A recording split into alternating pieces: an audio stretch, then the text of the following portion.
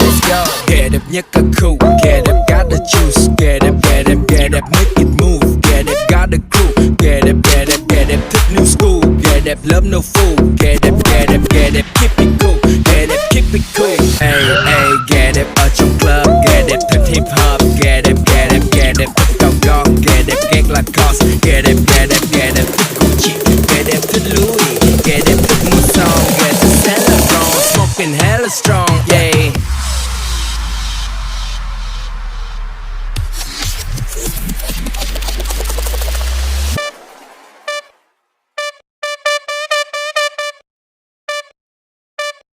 Ay, keep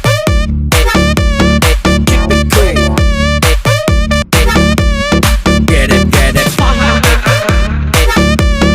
keep it cool. Smoking hella strong, yeah.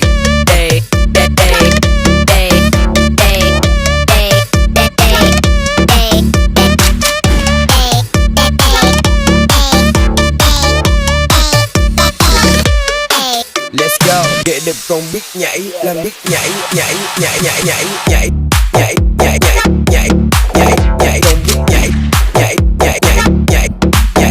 Get up, keep it cool. Như dân chơi sao sai, get up có ngày mai, còn tụi nó tăng phai. Get up không sai trái, leo lên xa anh lái,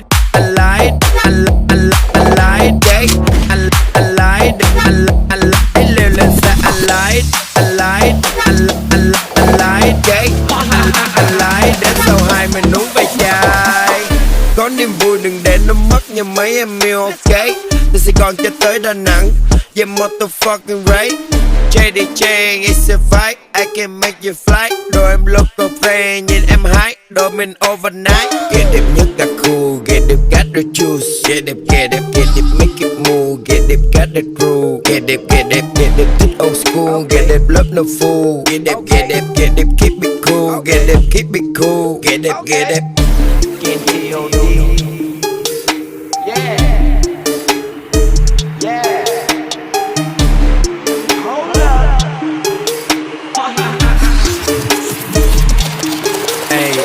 Get up ở trong club, get up thích hip hop, get up thích cao gót, get up ghét Lacoste, Get up, thích Gucci, get up, thích Louis, get up, long, get up, Saint Laurent, smoking hella strong, yeah. Get up nhất cả khu, get up got the juice, get up, make it move, get up got the crew, get up, thích new school, get up love no fool,